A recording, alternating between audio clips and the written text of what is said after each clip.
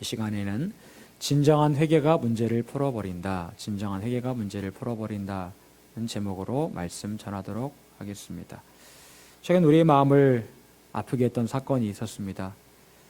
그것은 바로 부천에 있던 한 목사님이 아이를 때렸고, 그래서 그 아이가 죽었고 11개월 동안 방치했다가 이번에 발견된 사건입니다. 물론 세상이 험해서 많은 사건들이 일어나고 있지만 목회자가 그런 끔찍한 죄를 지었다는 것만으로도 복음의 통로가 막히고 많은 사람들로부터 지탄을 받아야 될 문제임에 틀림이 없습니다. 이런 사건들을 접할 때마다 정말 세상이 끝날 때가 얼마 남지 않았구나라는 생각을 합니다. 어젯밤에도 그런 얘기를 했습니다. 저희 아내와 함께 누워서 예수님 빨리 오시면 좋겠다, 그런 얘기를 했어요. 너무 세상이 험하고 힘들고 어려워서 정말 예수님 빨리 오시면 좋겠다, 그런 생각을 했습니다. 그런데도 이 악한 시대 가운데 예수님께서 아직 오시지 않는 것은 구원할 자가 아직 남아있기 때문에 오시지 않는 줄 믿습니다. 우리가 그 구원할 자, 하나님께서 구원할 자를 우리에게 붙이셨고 우리가 그들을 구원해야 될 그런 사명이 있기 때문에 아직 주님께서 오시지 않는 것 같습니다. 여러분, 죄라는 말의 의미가 무엇일까요? 죄라는 말은 성경에 보게 되면 하마르티아라는 말로 이렇게 말씀하고 있습니다. 하마르티아. 예전에도 이 죄라는 말의 의미를 제가 말씀을 드렸던 적이 있었는데, 이 죄라는 말의 의미는 화살이 관역에서 벗어났다라는 그런 말입니다. 화살이 관역에서 벗어났다. 말하자면 화살을 쏘는 사람이 관역을 향해서 정확하게 활을 겨눴는데 그만 화살이 중간에 바람의 영향을 받고 기타 다른 영향을 받아서 전혀 엉뚱한 곳으로 가게 되었다라는 겁니다. 화살을 겨눈 사람은 정확하게 관역을 향해 겨눴지만 그 화살이 엉뚱한 곳으로 가게 된 경우를 바로 하마르티아, 죄다라고 그렇게 말씀하고 있다라는 겁니다. 하나님께서는 우리 사람을 만드실 때 원래 의도하셨던 그런 방향이 있었습니다. 그것은 바로 하나님께서 아담과 하와를 창조하시면서 생각하셨던 그런 계획이었습니다. 하나님께서 아담과 하와를 창조하시면서 생각하셨던 것은 무엇이었습니까? 이사야 말씀에 보면 하나님께서 우리를 왜 창조하셨다고 말씀하고 있어요? 하나님을 찬송하게 하기 위해서, 하나님을 노래하기 위해서 우리를 창조하셨다. 즉 하나님께 영광을 돌리게 하기 위해서 우리를 창조하셨다라는 말씀이 있습니다. 그것이 바로 하나님께서 우리를 창조하신 목적이에요. 저와 여러분이 이 땅에 창조된 목적은 바로 하나님께 영광을 돌리기 위해서 창조된 겁니다. 그런데 사람들은 하나님의 영광을 위해 사는 것이 아니라 죄를 지으면서 하나님의 원수로 살아가고 있습니다. 하나님께서 의도하신 방향에 완전히 벗어난 삶을 살아가고 있는 것이죠. 그것이 바로 죄입니다.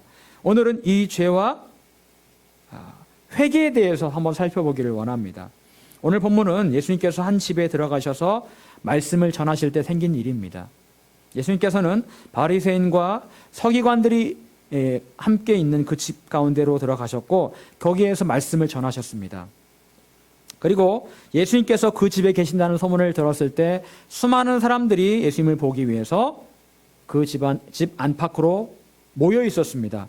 당시에 예수님을 보기 위해서 그 자리에 모인 사람들은 어떤 사람들이었을까요? 어떤 사람들은 호기심으로 과연 예수가 누군가 호기심에 왔던 사람들도 있었을 것이고, 어떤 사람들은 어떤 문제를 가지고 혹시나 나도 이 문제를 해결함 받을 수 있을까라는 그런 마음으로 온 사람도 있었을 겁니다. 그리고 바리새인과 서기관들은 약간은 교만한 마음으로 과연 예수가 누구인가 평가하기 위해서 그 자리에 온 사람도 분명히 있었습니다. 자, 여러분, 이런 모든 사람들을 한마디로 말한다면 뭐라고 말할 수 있을까요? 바로 무리, 군중이라고 말할 수 있을 겁니다. 군중이라는 말이 좋을 것 같아요. 군중이라는 말의 특징은 무엇입니까? 군중은 몰려다닙니다. 군중은요, 몰려다니지만 앞으로 누구 하나 앞에 나가서 자신 있게 말할 용기는 없어요. 함께 몰려다니긴 하지만 개인적으로 뭔가를 용기 있게 말하고자 하는 그런 거는 없습니다. 이 군중들은요. 여러분, 군중 심리라는 말이 있죠. 무슨 말입니까? 그 말의 뜻은요, 그냥 다수의 의견을 따라서 이리저리 몰려다니는 마음의 상태를 군중심리다라고 말을 합니다. 남들이 다 가면 글리 가는 거예요. 죽을 줄 모르고 다 글리 가는 겁니다. 이게 바로 군중심리죠. 여러분, 군중이 이렇게 몰려다니고 호기심을 따라 움직이는 사람들이라면 그 외에 그와는 다른 사람들이 있습니다. 그건 바로 제자예요. 군중과 제자는 다르죠. 군중은 몰려다닙니다. 그리고 개인적인 생각이 없어요. 하지만 제자는 다릅니다. 제자는 각자가 스승으로부터 배운 것을 실천하기 위해서 노력할 수 있는 그런 용기가 있는 사람들이고, 스승의 가르침을 따라서 결단하며 실천하는 사람들이 바로 제자들입니다. 군중은 남들 따라가는 사람들이고, 제자들은 배운 대로 나름대로 주관을 가지고 행동하는 사람이 바로 제자라고 말할 수가 있는 겁니다. 예수님께서 원하시는 사람은 군중이 아닙니다. 예수님께서 원하시는 사람은 제자예요. 군중이 아니죠. 군중의 삶을 살고자 하는 성도들은 주일에 와서 한 번 은혜 받고 집에 돌아가고 다시 세상에서 남들과 똑같이 살아갑니다. 성도들 가운데서도 군중의 삶을 살아가는 사람들이 있죠. 그냥 은혜 받고 집에 돌아가고 똑같이 살아가는 사람들, 군중의 삶을 살아가는 사람들이에요. 하지만 제자의 삶을 살아가고자 하는 사람은 은혜 받고 다시 세상으로 돌아가는 것이 아니라 은혜 받고 배운 것을 삶에서 적용하며 세상을 변화시키는 삶을 살아가는 사람이 바로 제자의 삶을 살아가는 사람들입니다. 그런데 이렇게 수많은 군중이 그곳에 예수님을 보기 위해서 몰려와 있었습니다. 자, 그때에 몇 명의 사람들이 그곳에 도착을 합니다. 그들은 침상 하나를 들고 왔는데 그 침상에는 거동이 불편한 중풍병자가 누워 있었습니다. 여러분, 중풍병 걸린 사람 보셨습니까? 뇌졸중이라고 얘기를 하죠. 예, 보통은 이 반쪽이 이렇게 불편합니다. 반쪽이요. 그래서 한쪽 손은 잘 쓰는데 한쪽 손을 못 써요. 그러다 보니 쩔뚝거리고 밥도 잘 못 먹고, 예, 그렇습니다. 이게 중풍병자거든요. 중풍병이 심하면 잘 걷지도 못합니다. 그들이 그곳에 온 목적은 무엇이었을까요? 그들이 왜 침상채 들고 그곳에 왔을까? 그것은 바로 그들이 그 집안에 있는 예수님을 보기 위해서 그 자리에 온 겁니다. 그래서 그들은 군중을 뚫고 예수님께로 가고자 했습니다. 하지만 그것은 불가능에 가까운 일이었습니다. 왜냐하면 그곳에 모인 사람들은 어느 누구도 이들에게 자리를 양보할 사람은 아무도 없었어요. 왜? 본인들도 지금 급한데 뒤에 있는 사람이 와서 새치기를 하면서 내가 앞으로 가겠다라고 얘기를 하면 누가 양보를 하겠습니까? 당연히 양보를 안 하죠. 만약 지금 여러분이 그곳에 있었다면 여러분은 어떻게 행동을 하시겠습니까? 여러분이 지금 중풍병자와 함께 있는 사람들이에요. 여러분 어떻게 하겠습니까? 아마 어쩌면 그 상황에서 우리들은 예수님께 나아가는 것을 포기하려고 했을 겁니다. 아, 안 되는구나. 아, 이거 도저히 안 되는, 인간적으로 도저히 안 되는 상황이다. 그냥 에휴, 포기하자. 왜? 어쩔 수 없는 상황이니까. 어쩔 수 없는 상황이니까. 지난주에 제가 기도하는 가운데 하나님께서 그런 마음을 주셨습니다. 그 마음은 예수님께서 십자가에서 승리하셨다라는 그런 마음이었습니다. 당연히 우리가 알고 있는 그런 이야기죠.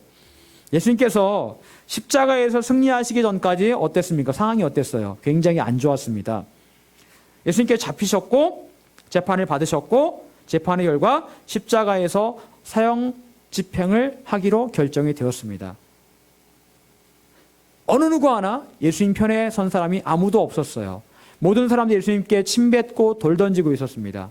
제자들도 예수님을 떠나서 다 도망쳐 버렸습니다. 상황은 점점 안 좋아지고 있었고 결국 예수님께서는 아무 힘도 없이 십자가에 달려 돌아가시게 되었습니다. 그런데 예수님께서는 결국 보란듯이 십자가에서 승리를 외치게 되었습니다. 각본 없는 드라마가 펼쳐지게 된 거죠. 결국 부활하셔서 모든 상황을 완전히 반전시키셨어요. 정말 어려워지고 있었는데 마지막 판에, 막판에 상황을 반전시키셨다라는 거예요. 전부 다 안 된다라고 말을 할 때 반전을 시키셨습니다. 여러분, 예수님께서 이렇게 극적인 대반전을 일으키시며 승리하게 하시게 된 가장 중요한 힘이 무엇이었을까요? 하나님께 저에게 확실하게 말씀하셨습니다. 예수님께서 십자가에서 승리를 이루신 가장 중요한 원동력은 바로 겟세마네의 기도였다. 예수님께서 십자가에 달리시기 전에 겟세마네에서 기도하셨는데 그 기도가 땀방울이 핏방울이 되도록 하는 그런 기도를 하셨거든요. 그 기도 때문에 십자가에서 승리할 수 있었다라고 하나님께서 분명히 저에게 말씀하셨습니다. 결국 겟세마네의 기도는 모든 절망의 상황을 뚫고 대반전과 승리를 얻게 되는 놀라운 원동력이었다라는 거예요. 그 말씀을 주님께서 저에게 하셨습니다. 겟세마네의 기도, 어떤 기도를 말하는 것일까요? 모두가 안 된다고 할 때 한계를 뛰어넘는 기도가 바로 겟세마네의 기도입니다. 실제로 여러분, 정말 힘을 쓰면 우리 몸에 모세혈관이 터져서 그 모세혈관의 피가 땀구멍으로 나온다고 합니다. 실제로요. 정말 힘들면 그게 가능하대요. 그런데 예수님께서 그렇게 기도를 하셨던 겁니다. 여러분, 기도가 쉽습니까? 기도가 쉽지 않아요. 어렵습니다. 어려워요. 예수님을 만나기 위해서 그 자리에 왔던 중풍병자와 친구들은 도저히 어쩔 수 없는 그런 상황에서 결국 모든 상황을 반전시켰습니다. 어떻게 그게 가능했을까요? 그것은 아주 획기적이고 극적인 방법을 통해서 가능했던 일이었습니다. 그들이 생각해낸 방법은 바로 지붕에 올라가는 것이었고, 그리고 지붕의 기와를 벗기고 지붕을 뜯어내서 병자를 침상채로 예수님 앞에 달아 내리는 것이었습니다. 상상해 보십시오. 우리 교회의 지붕을 뜯어내고 콘크리트를 뜯어내고 저 지붕 위에서 침상에 내려온다고 생각해 보십시오. 황당하죠? 근데 그 일을 한 거예요, 이 사람들이요. 여러분, 정말 이렇게까지 할 필요가 있었습니까? 어쩌면 그곳에 있던 사람들 가운데 중풍병자보다 더 심각한 질병과 문제가 있는 사람들도 분명히 있었을 겁니다. 그랬겠죠. 하지만 그곳에서 질병이 고침받았거나 문제가 해결된 사람은 따로 기록되어 있지 않습니다. 오직 중풍병자 이야기만 기록이 되어 있어요. 그것은 이 중풍병자의 이야기를 통해서 하나님께서 우리에게 하시고자 하는 말씀이 분명히 있다라는 거예요. 하나님께서 우리에게 과연 하시고자 하는 말씀은 무엇일까요? 첫 번째, 죄와 삶의 문제는 결부되어 있음을 알라. 죄와 삶의 문제는 결부되어 있음을 알라.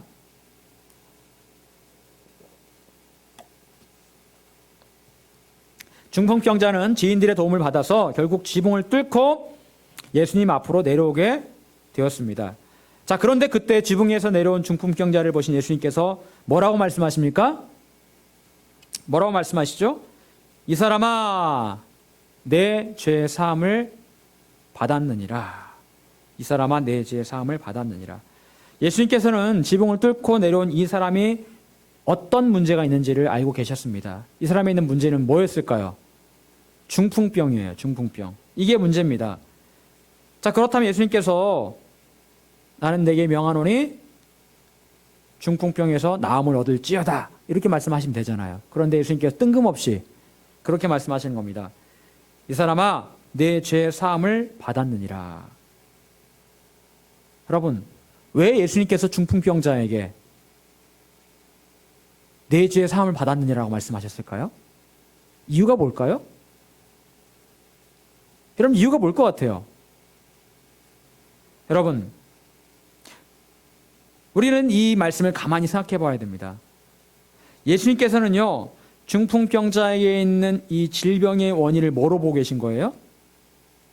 죄로 보고 계신 거예요, 죄.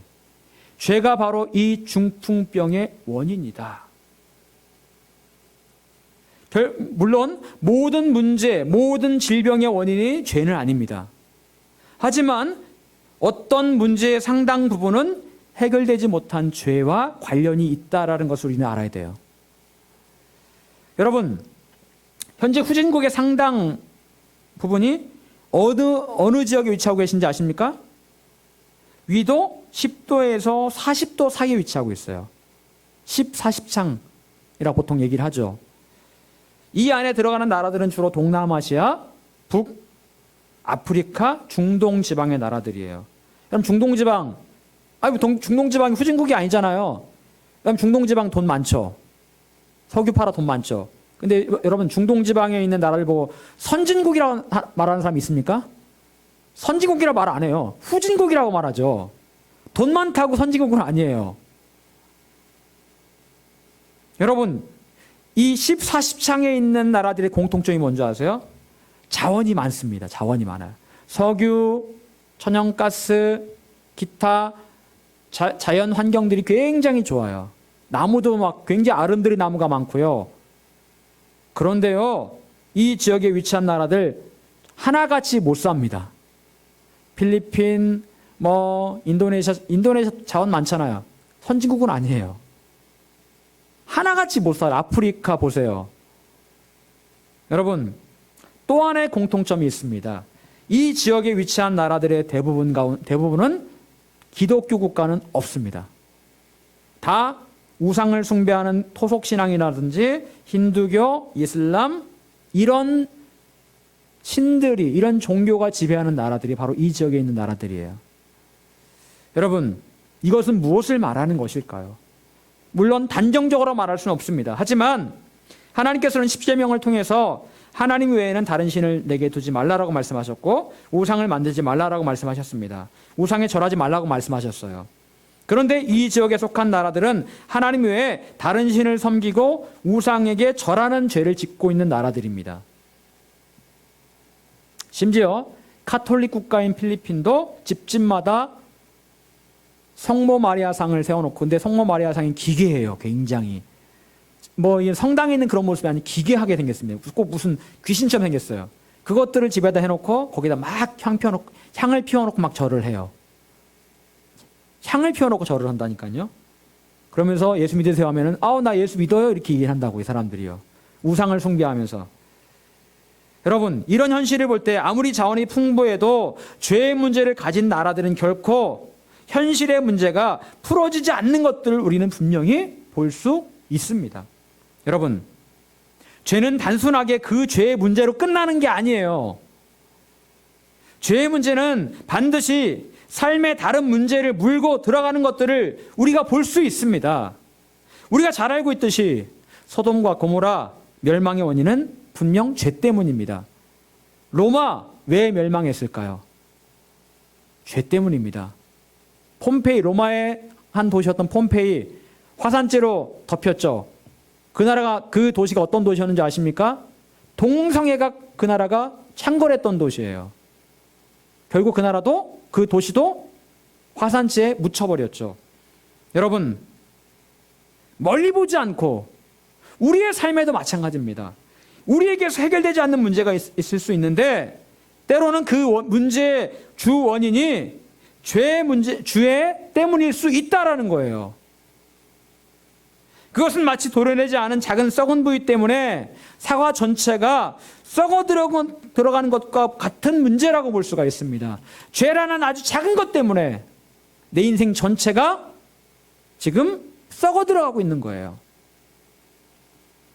여러분, 구약에서 이스라엘 백성들은 여리고성 전투에 승리를 거둡니다. 그리고 그들이 다음 전쟁을 치러야 될 성은 아이성이었어요. 아이성은 여리고성보다 굉장히 작은 성이었습니다. 그런데 그 아이성에서 당연히 승리할 줄 알았는데 무참하게 패배를 당했습니다. 왜 그랬을까요? 누구의 죄 때문에?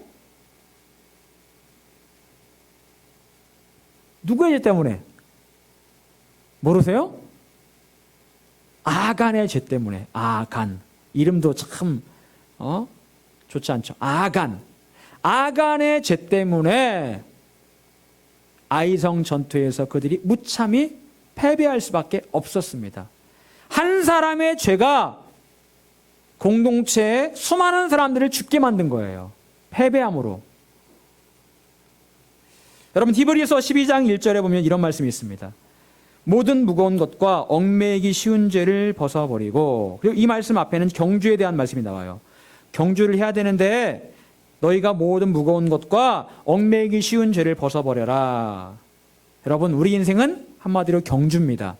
그런데 이 경주를 할 때 경주를 잘 하려면 무거운 것을 다 벗어 던져야 돼요. 그리고 우리를 얽매이는 것들을 벗어 던져야 됩니다. 그런데 때로 우리에게 무거운 것이 쓰여지고 얽매이기 쉬운 죄가 우리를 올가매고 있다는 거예요. 여러분 죄의 특성은 어떻다고요? 얽매이기 쉽다. 우리의 발목을 잡는다. 죄가 나도 모르는 사이에. 여러분 우리 교회 주변에 풀밭이 많잖아요. 풀밭에 한번 잠깐 갔다 와 보십시오. 그러면 여러분 바지에 뭐가 묻어 있을까요? 뭐가 붙어 있어요? 이상한 것들이 붙어 있죠. 잘 안 떨어지는 거. 저희 시골에서는 그걸 뭐 도둑가시라고 해요. 도둑가시. 도둑처럼 붙는 가시라고 해서 도둑가시라고 했습니다. 나는 잘 피해간다고 피해갔는데 도둑가시라는 놈이 내 바지에 붙어 있다라는 거예요. 나는 전혀 몰랐는데. 그럼 죄가 이렇다라는 겁니다. 죄가요, 나도 모르는 사이에 내 발목을 얽어매고 있다라는 거예요. 나는 전혀 몰랐는데. 그리고 나의 발목을 얽어매는 그 죄 때문에 나는 내 앞에 있는 경주를 제대로 달려가지 못한다.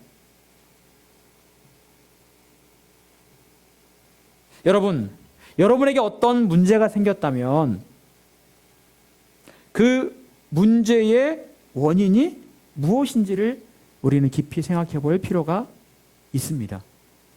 혹시 그 문제가 죄로부터 시작되지는 않았는지 깊이 생각해 볼 필요가 있는 거예요. 그렇다면 우리는 죄가 어떤 문제와 결부된 상황에서 어떻게 그 문제를 해결할 수 있을까요? 주님께 말씀하시는 것 두 번째, 죄의 문제를 마주하고 회개하기 위해 용기를 내라. 죄의 문제를 마주하고 회개하기 위해 용기를 내라 라고 말씀하십니다.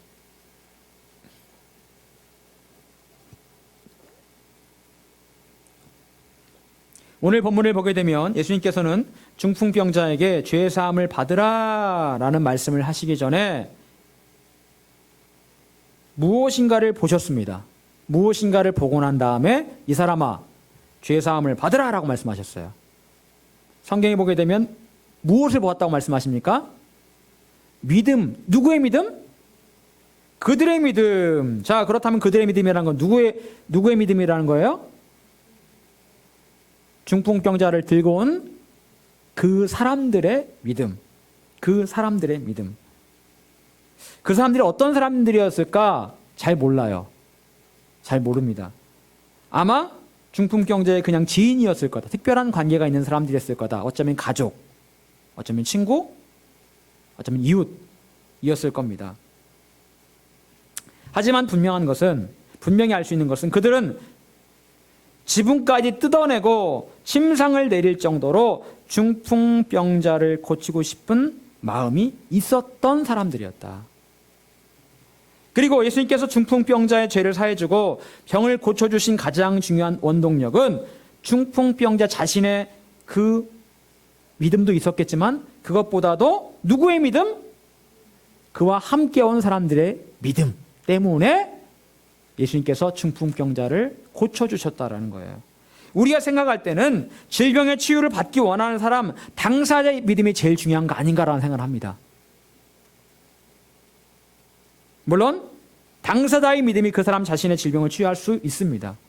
그런데 여러분, 성경을 자세히 보십시오. 많은 부분에서 자신의 믿음을 통해서 질병이 치유받은 사람들도 물론 많이 있습니다. 하지만 그렇지 않고 주위 사람들의 믿음을 통해서 정작 다른 사람의 질병이 치유받고 문제가 해결받은 경우가 얼마나 많은지 모릅니다. 여러분, 우리가 잘 알고 있는 최고의 이스라엘의 최고의 믿음의 소유자는 누구였습니까? 이만한 믿음이 없다, 이스라엘에서. 누굽니까? 백부장이에요, 백부장. 백부장. 자, 그런데 백부장의 하인이 병들었을 때 누구의 믿음 때문에 하인이 치유받았어요?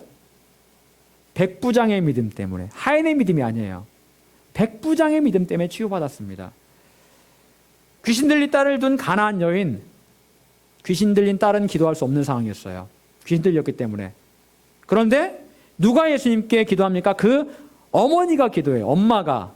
그랬더니 그 엄마의 믿음을 보시고 예수님께서 그 딸을 고쳐주셨습니다. 그 외에도 수없이 많은 경우가 있어요. 여러분 주위에 문제와 질병과 어려움 가운데 있는 사람이 있습니까? 그들은 기도하지 못할 수 있어요. 기도하지 못할 상황이고 예수님이 알지 못하기 때문에 기도하지 못할 상황일 수 있습니다. 하지만 여러분이 기도하고 여러분에게 믿음이 있으면 그 사람들이 치유받고 문제가 해결되고 예수 믿게 될 수 있는 거예요. 여러분의 믿음을 주님께서 보기 원하십니다. 사랑하는 여러분, 믿음을 가지십시오. 여러분의 믿음을 통해서 그 문제 있는 사람들의 어려움들이 해결될 것입니다. 중요한 것은 그 문제가 여러분의 문제이든 여러분이 기도하는 여러분의 가족이나 사랑하는 사람의 문제이든 간에 여러분이 하나님 앞에 여러분의 믿음을 직접 보여드리면 되는 겁니다. 주님, 내가 이렇게 믿고 있습니다. 믿음을 보여드리면 그 믿음을 보시고 주님께서 문제를 해결하십니다. 그런데 중풍병자를 메고 왔던 이 사람들이 예수님께 보여주었던 그 믿음은 어떤 믿음이었을까요? 겉으로 볼 때 그들이 보여준 믿음의 모습은 지붕을 뜯어내고 중풍병자를 지붕 아래로 달아내리는 엄청난 믿음이었습니다. 하지만 또한 중요한 것이 있습니다. 중요한 믿음이 있었어요. 그것은 바로 그들은 중풍병자에게 있었던 죄의 문제를 숨기지 않고 예수님 앞에 철저히 드러내놓고 해결받기를 원했던 믿음이 있었다라는 거예요. 여러분, 중풍병자가 어떤 사람이었는지는 알 수가 없습니다. 그런데 예수님께서 죄사함을 받았다라는 말씀을 하시는 거 보니까 이 사람은 아마 우리가 볼 때는 많은 죄를 지었던 사람 같아요. 어떤 죄를 지었는지는 모르겠지만 엄청난 죄를 지었어요, 이 사람은요. 그리고 이 사람이 죄의 문제가 있는 걸 알고 있음에도 불구하고 이 친구들이 그리고 중풍병자 스스로 부탁을 해서라도 그들을 통해서 예수님 앞에 나아갔던 겁니다. 여러분, 중풍병자에게 있어서 문제의 핵심은 단순하게 중풍병 그 자체에 있는 것이 아니었습니다. 만약 중풍병 자체의 문제였다면 예수님께서는 그 병자에게 죄사함에 대한 말씀을 하지 않으셨을 겁니다. 단순하게 안수한다든지 꾸짖는다든지 해서 질병을 고치셨을 겁니다. 하지만 예수님께서는 그 중풍병자에게 죄에 대한 문제를 터치하셨습니다. 즉 예수님께서 보기를 원하셨던 믿음의 모습은 죄의 문제를 주님 앞에 공개하고 결단하며 나아오는 그런 모습이었다. 중풍병자와 함께 온 사람들에게는 그런 믿음의 결단과 용기가 있었던 겁니다. 누가복음 7장 44절 45절을 보게 되면 예수님께서 계신 집에 한 여자가 들어와 향유 옥합을 깨뜨리는 이야기가 나옵니다. 여자는 자신의 값비싼 향유 옥합을 가져와서 예수님의 향유 옥합을 깨뜨려서 예수님 발을 닦고 예수님의 발에 계속해서 입을 맞춥니다. 그때 예수님께서 그 여자를 향해서 이렇게 말씀하십니다. 내 죄 사함을 받았느니라. 여러분, 그 여자는 예수님께 자신의 죄를 용서해 달라고 특별하게 말하지 않았습니다. 단지 값비싼 향유를 깨뜨렸고 향유를 예수님 발에 부어드렸고 그 발에 입을 맞추었을 뿐입니다. 그런데 예수님께서는 그 여자의 죄가 사해졌다라는 말씀을 하십니다. 여러분, 그 여자는 분명히 많은 죄가 있었을 겁니다. 가리거나 숨기려고 하지 않았어요. 만약 자신의 죄를 가리려고 했다면 예수님 앞에 나왔을까요? 나오지 않았을 거예요. 많은 죄가 있었지만 그 죄를 가리고 싶지 않았습니다. 그래서 여자는 예수님 앞에 담대히 나왔고 자신의 값비싼 향유 옥합을 과감하게 깨뜨렸습니다. 향유 옥합을 깨뜨렸다. 이건 뭘 말하는 겁니까? 용기를 말하는 거예요. 용기와 헌신을 말하는 겁니다. 예수님 앞에 자신의 죄를 공개하며 회개하는 결단을 말하는 거예요. 그리고 그렇게 했을 때 죄의 사함을 받게 되었습니다. 여러분, 오늘 본문과 이 향유 옥합을 깨뜨린 여자 사이에는 공통점이 있습니다. 그것은 바로 그들 모두 지붕을 뜯어내든 향유 옥합을 깨뜨리든 자신의 죄를 똑똑히 직시하고 그 죄를 예수님 앞에 그대로 오픈하려고 했던 용기가 있었다라는 거예요. 그리고 그렇게 했을 때 그 죄로 인한 문제에서 자유함을 얻고 문제도 해결되고 새로운 삶을 시작하게 된 겁니다. 회개의 시작, 회개란 말 많이 하죠. 회개의 시작은 무엇일까요? 회개는요, 자신의 죄를 주님 앞에 온전히 공개하고 인정하는 결단에서 시작이 되는 거예요. 철저히 자신의 죄를 인정하며 드러낼 때 하나님의 만지심을 경험하고 놀라운 은혜가 임하게 되는 겁니다. 여러분, 어둠은 빛 가운데 나아갈 때 사라지게 되어 있습니다. 자연스럽게 어둠은 빛 가운데로 나아가면 사라지게 되어 있어요. 어둠을 자꾸만 숨기려고 하면 그 어둠은 더 깊은 어둠이 되어서 우리 자신을 놓아주지 않을 겁니다. 하나님께서는 우리에게 어떤 죄의 문제가 있는지를 이미 잘 알고 계십니다.